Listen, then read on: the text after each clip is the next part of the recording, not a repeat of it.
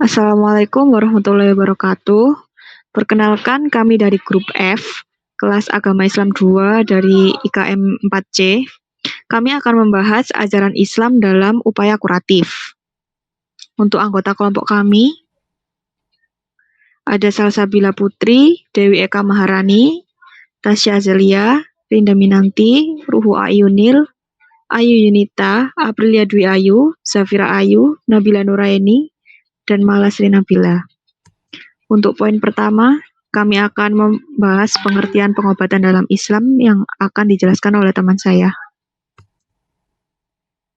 Yang pertama, pengobatan secara awam merupakan suatu bentuk budaya untuk menyelamatkan diri dari penyakit yang mampu mengancam atau mengganggu hidup. Budaya di sini tentu tidak hanya dipengaruhi oleh lingkungan, namun juga dipengaruhi oleh kepercayaan dan keyakinan yang dirasakan oleh panca indera maupun tidak. Secara tradisional, dalam Islam, selama pengobatan itu tidak merusak diri sendiri maupun orang lain, itu diperbolehkan.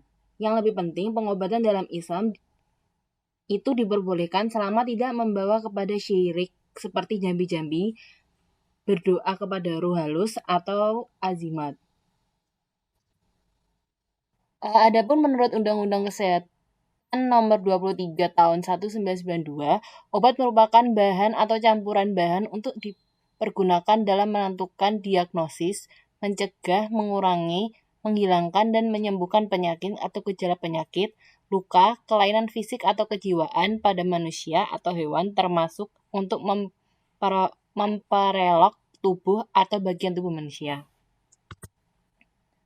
Dalam bahasa Arab, usaha untuk mendapatkan kesembuhan biasanya disebut dengan istilah at-tadawi, yang berarti menggunakan obat. Diambil dari kata dawa yang dapat diterjemahkan dalam bahasa Indonesia dengan artian obat, yaitu segala yang digunakan oleh manusia untuk menghilangkan penyakit yang mereka derita. Sementara penyakit yang akan diobati oleh obat dalam bahasa Arab bisa disebut dengan istilah da'un. Kalimat tadawi diartikan oleh para pakar hukum Islam dengan makna menggunakan sesuatu untuk menyembuhkan penyakit dengan izin Allah Subhanahu wa taala, baik mengobati tersebut bersifat jasmani maupun alternatif.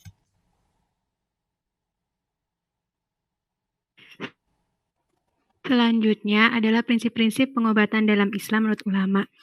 Prinsip yang pertama itu prinsip tidak berobat dengan sesuatu yang diharamkan. Jadi dalam Islam itu sangat menganjurkan upaya untuk melakukan pengobatan namun tidak keluar dari prinsip halal.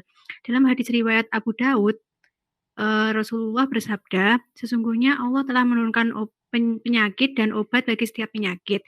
Maka berobatlah dan jangan berobat dengan yang haram. Jadi dalam hadis tersebut dikatakan bahwa setiap penyakit yang diberikan oleh Allah itu tentu ada obatnya. Namun saat ini masih ada yang belum ditemukan oleh manusia. Terus Imam 4 madhab pun sepakat, Imam Syafi'i, Imam Hambali, Imam Hanafi, Imam Maliki sepakat bahwa berobat dengan yang haram itu hukumnya haram. Tapi dalam kaidah fikih itu keadaan yang haram tersebut bisa menjadi halal bila dalam keadaan yang kondisi darurat.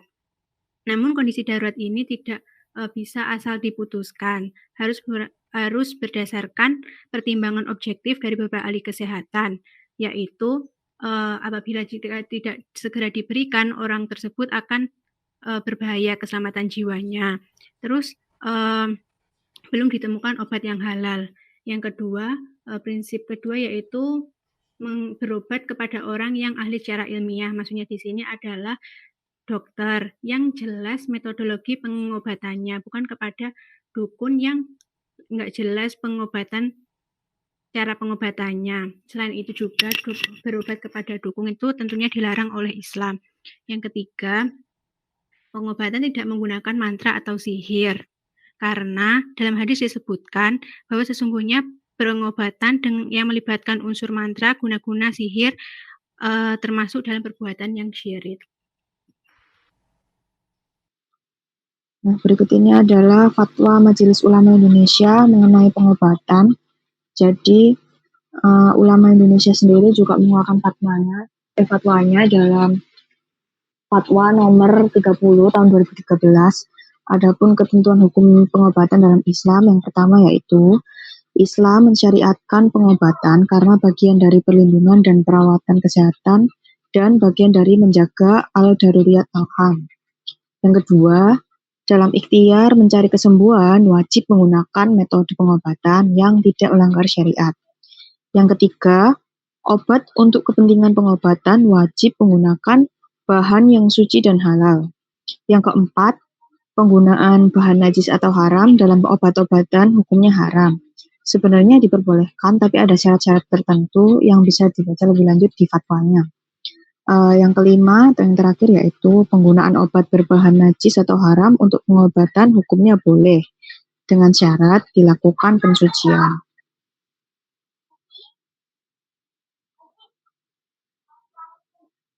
Nah, dengan begitu dapat diartikan bahwa sebenarnya cara atau metode pengobatan yang ada saat ini memanglah telah tersirat dan dideskripsikan oleh Al-Quran. Oleh karena itu, dibutuhkan keimanan yang kuat untuk mengikuti kaidah-kaidah pengobatan yang telah dicontohkan oleh Rasulullah SAW. Serta kita harus selalu meyakini dalam hati kita bahwa Allah adalah Maha Penyembuh. Selanjutnya, petunjuk pengobatan dalam Islam di Al-Quran dan Hadis. Tidak diragukan lagi bahwa Al-Quran merupakan obat bagi segala penyakit, sebagaimana firman Allah dalam surat Yunus ayat 57 yang berbunyi, Bismillahirrahmanirrahim. Ya ayyuhan nasu qad ja'atkum mau'izatum mir rabbikum wa shifaa'un lima fis suduri wa hudaw wa rahmatan lil mu'minin. Yang memiliki arti, hai manusia, sesungguhnya telah datang kepadamu pelajaran dari Tuhanmu dan penyembuh bagi penyakit-penyakit yang berada dalam dada dan petunjuk serta rahmat bagi orang-orang yang beriman. Next. Menurut Mustamir, Al-Quran selain dapat mengobati penyakit rohani, juga dapat menjadi obat bagi penyakit jasmani. Menurutnya, ada 4 hal yang bisa menjadi mekanisme Al-Quran dalam mengobati penyakit fisik atau jasmani, yaitu yang pertama, Al-Quran mengajarkan cara bernafas yang baik. Yang kedua, huruf-huruf Al-Quran ketika dibaca dapat melatih organ-organ di hidung, mulut, dan tenggorokan, bahkan organ-organ dada dan perut. Yang ketiga, bacaan Al-Quran yang merdu dapat berperan sebagai terapi. Dan yang terakhir, dengan konsep religio-psikoneuroimunologi atau seni penyembuhan dan menggabungkan antara dimensi rohani, psikologis, dan fisik. Next. Nah, untuk hadisnya itu, sebuah hadis yang diriwayatkan oleh Ahmad Al-Bukhari dalam Al-Adabul Mufrad, Abu Daud, Ibnu Majah, dan At-Tirmizi yang memiliki arti, aku pernah berada di samping Rasulullah SAW. Lalu datanglah serombongan Arab dusun. Mereka bertanya, wahai Rasulullah, bolehkah kami berobat? Beliau menjawab, iya, wahai para hamba Allah, berobatlah. Sebab Allah Subhanahu wa Ta'ala tidaklah meletakkan sebuah penyakit, melainkan meletakkan pula obatnya, kecuali satu penyakit. Mereka bertanya, penyakit apa itu? Beliau menjawab, penyakit tua. Hadis riwayat Ahmad Al-Bukhari dalam Al-Adabul Mufrad, Abu Daud, Ibnu Majah, dan At-Tirmizi. Beliau berkata bahwa hadis ini hasan sahih.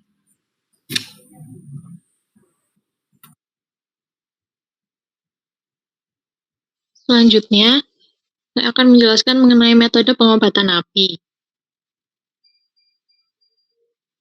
Yang pertama, yaitu pengobatan dengan menggunakan air. Untuk pengobatan telah digambarkan dalam Al-Quran, baik yang berasal dari air hujan ataupun mata air, dan sumur yang atas petunjuk Allah Subhanahu wa Ta'ala. Rasulullah SAW pernah bersabda, Ma'u zamzama lima syuribalah, yang artinya air zam-zam akan melaksanakan pesan dan niat yang meminumnya. Jadi barang siapa minum supaya kenyang, dia akan kenyang. Barang siapa minum untuk menyembuhkan sakit, dia akan sembuh. Kemudian Masaru Emoto pernah melakukan penelitian dalam bukunya The Hidden Message in Water yang menguraikan bahwa air bersifat bisa merekam pesan. Jadi, air tidak sekedar benda mati, dia menyimpan kekuatan, daya rekam, daya penyembuh, dan sifat-sifat lainnya yang belum dapat diungkap oleh manusia. Kemudian yang kedua, pengobatan dengan madu.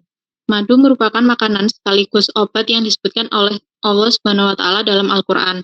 Oleh karena itu, Rasulullah SAW menyukai madu sebagai makanan atau sebagai penyembuh penyakit.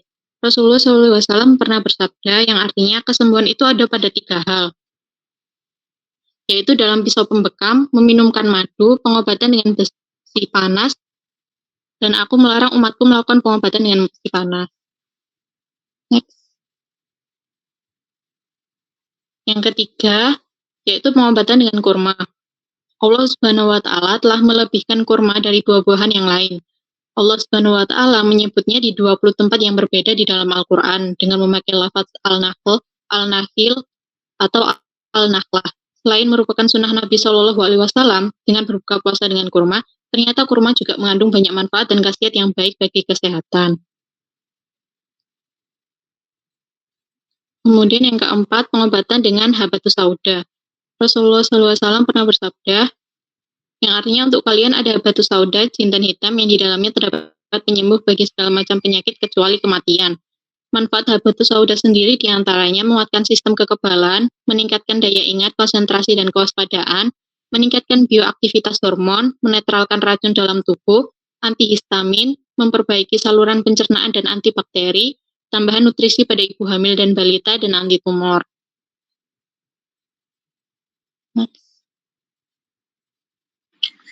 Yang kelima yaitu pengobatan dengan minyak zaitun. Di sini ada hadis riwayat yang mengatakan bahwa konsumsilah minyak zaitun dan gunakan sebagai minyak rambut karena minyak zaitun dibuat dari pohon yang penuh dengan berkah. Nah, di sini banyak sekali manfaat dari minyak zaitun. Inti dari manfaat dari minyak zaitun di sini ada 3, yaitu yang pertama, mengurangi kolesterol berbahaya tanpa mengurangi kandungan kolesterol yang bermanfaat. Yang kedua, mengurangi risiko penyumbatan dan penebalan pembuluh darah. Yang ketiga yaitu mengurangi serangan kanker. Next, di sini kelas 6. Di sini nomor 6 yaitu pengobatan dengan bekam. Bekam sendiri yaitu mengeluarkan darah kotor dari tubuh dengan cara menyedot pada sayatan ringan di kulit tubuh. Di sini bekam merupakan pengobatan yang dicontohkan oleh Nabi Muhammad SAW. Ada juga dari Ibnu Abbas. Di sini Rasulullah bersabda, kesembuhan obat itu ada pada 3 hal, dengan meminum madu, pisau hijamah atau bekam, dan dengan besi panas. Dan aku melarang umatku dengan besi panas. Next. Yang ketujuh yaitu pengobatan dengan ruqyah.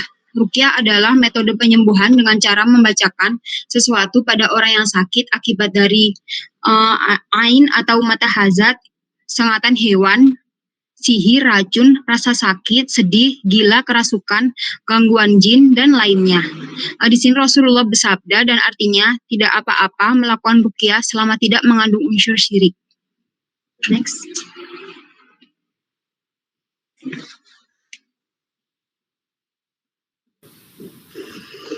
Selanjutnya adalah pandangan Islam terhadap metode pengobatan tradisional dan modern.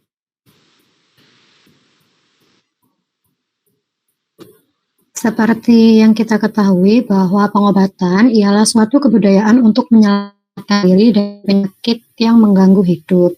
Kebudayaan ini tidak hanya dipengaruhi oleh lingkungan, tetapi juga kepercayaan dan keyakinan masyarakat. Karena sejatinya manusia merasa di dalam alam ini ada sesuatu yang lebih kuat dari manusia. Next.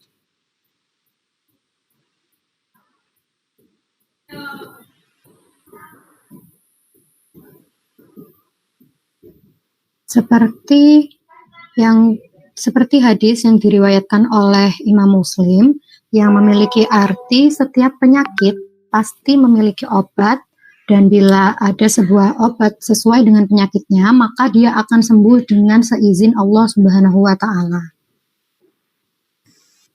Kemudian ada hadis yang kedua. Ini adalah hadis yang diriwayatkan dari Musnad Imam Ahmad dari sahabat Usamah bin Suraik, bahwasannya Rasulullah pernah bersabda, aku pernah berada di samping Rasulullah, lalu datanglah segerombolan Arab Badui. Mereka bertanya, wahai Rasulullah, bolehkah kami berobat? Kemudian beliau menjawab, ya, wahai para hamba Allah, berobatlah. Sebab Allah tidaklah meletakkan sebuah penyakit, melainkan meletakkan pula obatnya, kecuali satu penyakit. Mereka bertanya, penyakit apa itu? Beliau menjawab, itu adalah penyakit tua. Dari kedua hadis di atas, kita memiliki kesimpulan bahwasanya pada dasarnya semua penyakit yang berasal dari Allah, maka hanya Allah lah yang dapat menyembuhkannya. Nah, untuk dapat menyembuhkannya, kita sebagai manusia harus terus berusaha dengan maksimal untuk mencapai kesembuhan tersebut. Kemudian, diizinkan pula seorang muslim untuk mengobati penyakit yang dideritanya karena setiap penyakit pasti ada obatnya. Jika obat yang digunakan tepat mengenai sumber penyakit, maka dengan izin Allah pula penyakit tersebut akan hilang dan orang yang sakit akan mendapatkan kesembuhan. Nah, kemudian adalah pandangan Islam terhadap pengobatan modern. Yang perlu kita ketahui bahwa sistem pengobatan ilmiah atau pengobatan modern ini adalah hasil perkembangan ilmu pengetahuan dan sistem pengobatan tradisional. Lalu, yang perlu kita ketahui bahwa Islam bersama dokter-dokternya sebenarnya turut menyumbang bagi dunia kedokteran modern barat sebagaimana yang kita lihat sekarang. Seperti contohnya adalah dari Ibnu Sina. Nah, kemudian dalam perkembangan kedokteran modern, bahwa segala praktik pengobatan kedokteran ini yang sesuai dengan ajaran Islam dapat dinamakan pengobatan Islami, pengobatan ilahiyah, ataupun pengobatan nabawi. Nah, yang perlu kita beri tanda kutip bahwasanya ilmu pengetahuan Islam termasuk ilmu kedokteran dalam suatu pengembangannya harus selalu dikaitkan dengan mengingat Allah dan memakainya sesuai dengan ajaran Islam.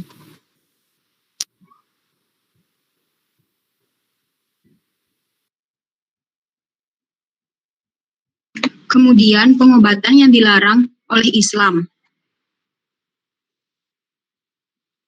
Di antara sarana pengobatan yang paling agung dan paling bermanfaat adalah Al-Quran Al-Karim. Next. Di sini terdapat pada surat Al-Isra yang berbunyi, A'udzu billahi minasyaitonir rajim. Bismillahirrahmanirrahim. Wa nunazzilu minal Qur'ani ma huwa syifaa'un wa rahmatul lil mu'minin. Wa la yazidu zalimina illa hasara. Yang artinya di sini, dan kami turunkan dari Al-Quran sesuatu yang menjadi penawar dan rahmat bagi orang-orang yang beriman. Dan Al-Quran itu tidaklah menambah kepada orang-orang zalim selain kerugian. Next. Di sini pengobatan alternatif. Jika orang yang dianggap pintar dan ahli dalam pengobatan alternatif, sebenarnya orang itu soleh, taat ibadah, sajadah harus lurus dan tidak komersial, serta pengobatannya sesuai dengan syariat Islam. Maka hal itu diperbolehkan dengan meyakini bahwa Allah yang memberikan kesembuhan melalui doa yang soleh dan berdasarkan ayat-ayat Al-Quran. Jika pemberi jasa pengobatan alternatif atau yang dikenal dengan orang pintar adalah tidak soleh dalam ibadah dan akhlak dan diragukan akidah serta keterbatasannya dengan dunia syirik ataupun jin, meskipun ia memberikan bacaan doa atau ayat Al-Quran, maka hukumnya haram. Di sini contoh pengobatan alternatif. Yang dibolehkan atau mubah adalah praktek pengobatan supranatural yang dilakukan dengan gerakan pijatan oleh memijat yang orangnya sejenis atau muhrimnya dengan bacaan doa yang bersumber dari Nabi. Di sini yang dilarang yaitu pemijatan laki-laki pasien perempuan yang antaranya bukan muhrim. Bacaan yang diucapkan secara syir baik kepada pasien sebelum dipijat maupun pada air untuk minum dan mandi setelah pasien pulang ke rumahnya, atau bukan doa tapi mantra dari dukun. Next. Praktik pengobatan ini dilihat dari sisi yang pertama yaitu benda yang digunakan dalam menyembuhkan, yang kedua mantra atau doa-doa yang digunakan, yang ketiga kepada siapa orang pintar tersebut memohon atau mohon pertolongannya. Yang terakhir yaitu bagaimana perilaku kehidupan setiap harinya, baik di antaranya bergaul dengan masyarakat atau kepada sahabat atau tetangganya. Next. Sesungguhnya, pengobatan-pengobatan alternatif yang berkembang di kalangan masyarakat, baik supranatural maupun natural, dihalalkan dalam syariat Islam selama tidak bertentangan dengan hukum syariat Islam atau terdapat unsur syirik atau bid'ah. Next. Selanjutnya, karakteristik pengobatan syar'i. Next. Pada era sekarang ini, kian hari bermacam-macam penyakit bermunculan, mulai dari penyakit menular hingga penyakit degeneratif. Nah, dengan semakin beragamnya penyakit yang bermunculan sekarang ini, begitu juga bermunculan berbagai cara yang ditempuh seseorang agar orang yang sakit dapat sembuh seperti sedia kala. Namun, hendaknya kita sebagai seorang muslim dapat memperhatikan pengobatan yang sesuai dengan ajaran agama Islam. Pertama, yaitu meyakini bahwa Allah Subhanahu wa Ta'ala sebagai zat yang maha menyembuhkan segala penyakit, yang tertera dalam Quran Surat Asy-Syu'ara ayat 80, di mana berbunyi, Bismillahirrahmanirrahim, wa idza maridtu fahuwa yashfin, yang artinya, dan apabila aku sakit, dialah yang menyembuhkan aku. Banyak orang yang seringkali menggantungkan hidupnya pada sistem pengobatan yang serba modern sekarang ini. Padahal keyakinan seperti itu hampir mendekati perbuatan yang syirik. Obat dan peralatan yang canggih hanya merupakan perantara untuk kesembuhan yang diberikan langsung oleh Allah kepada umatnya. Kemudian yang kedua yaitu menggunakan pengobatan yang halal dan baik. Allah Subhanahu wa Ta'ala yang memberikan penyakit kepada seseorang, maka hanya Allah Subhanahu wa Ta'ala pula yang akan menyembuhkannya. Jika manusia menginginkan kesembuhan dari Allah, maka cara pengobatan yang ditempuh pula harus halal dan baik.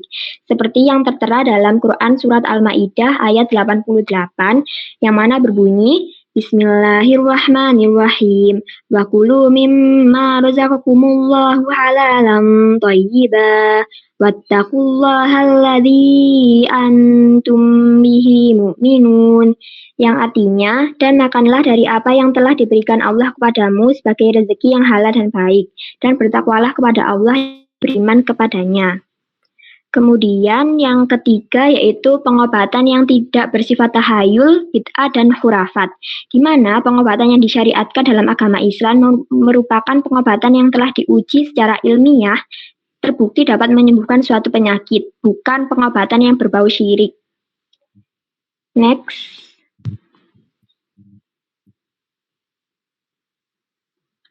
Yang keempat yaitu ikhtiar dalam mencari obat tidak boleh dilakukan dengan cara yang haram dan syirik, di mana pengobatan yang dilakukan akan dikatakan haram ketika berobat dengan menggunakan obat yang terlarang atau haram, seperti penggunaan homer atau berbau hal-hal yang syirik seperti mendatangi dukun atau tukang sihir, di mana Allah sudah menyiratkan pada Quran Surat Al-A'raf ayat 188 yang berbunyi, Bismillahirrahmanirrahim, Qul la amliku li nafsi naf'an wa la darran illa ma syaa Allah, walau kuntu a'lamul ghaiba lastakthartu minal khairi wa ma massaniya su'. In ana illa nadhiru wa basyirun liqaumi yu'minun, yang artinya, katakanlah aku tidak berkuasa menarik kemanfaatan bagi diriku dan tidak pula menolak kemudorotan kecuali yang dikehendaki oleh Allah. Dan sekiranya aku mengetahui yang gaib, tentulah aku membuat kebajikan sebanyak-banyaknya dan aku tidak akan ditimpa kemudorotan. Aku tidak lain hanyalah pemberi peringatan dan pembawa berita gembira bagi orang-orang yang beriman. Kemudian yang terakhir yaitu tidak menimbulkan mudorot. Dalam pengobatan sebagai ikhtiar untuk kesembuhan penyakit, harus diperhatikan pula mengenai kemudorotan obat tersebut. Seorang dokter harus pula selalu mempertimbangkan penggunaan obat sesuai dengan penyakitnya. Next. Ya, selanjutnya saya akan membahas pendapat ulama mengenai pengobatan dalam Islam. Next. Al-Quran merupakan obat penyembuh bagi mereka yang hatinya penuh dengan keimanan. Al-Quran memiliki nilai-nilai yang dapat menghadirkan ketenangan, kenyamanan, dan rasa aman bagi siapa yang membaca dan meyakininya. Hal ini tertera dalam Quran Surat Yunus ayat 57. Next slide. Yang tadi sudah dibahas oleh teman saya, yang artinya, hai manusia, telah datang kepadamu kitab yang berisi pelajaran dari Tuhanmu dan sebagai obat penyembuh jiwa, sebagai petunjuk dan rahmat bagi orang-orang yang beriman. Next slide. Al-Syaukani dalam kitabnya Fath al-Qadir menyatakan bahwa terjadi perbedaan pendapat ulama dalam memaknai Al-Quran ini sebagai penyembuh. Perbedaan ini dibagi menjadi dua. Yang pertama yaitu Al-Quran sebagai penyembuh bagi hati manusia. Jadi Al-Quran dapat menjadi penyembuh bagi hati manusia dari segala keraguan, kebodohan, serta apapun yang menjadi penghalangnya untuk tetap berada di jalan Allah. Seperti yang telah saya jelaskan sebelumnya bahwa dengan kita meyakini Al-Quran, maka akan menghadirkan ketenangan, kenyamanan, dan rasa yakin dalam hati kita. Untuk yang kedua, penyembuh bermacam penyakit jasmani. Nah, maksudnya bagaimana? Jadi melalui bacaan ayat Al-Quran, biasanya dilakukan ruqyah. Nah, ruqyah ini merupakan salah satu pengobatan yang diperbolehkan dengan syarat bacaan yang digunakan itu tadi terdiri dari ayat Al-Quran atau doa-doa yang dulu pernah diajarkan oleh Rasulullah SAW. Next slide. Ya, yang terakhir, jadi pemeliharaan kesehatan merupakan hal yang penting. Dengan melakukan pengobatan merupakan usaha dari manusia untuk menjaga segala nikmat yang telah diberikan oleh Allah Subhanahu wa Ta'ala.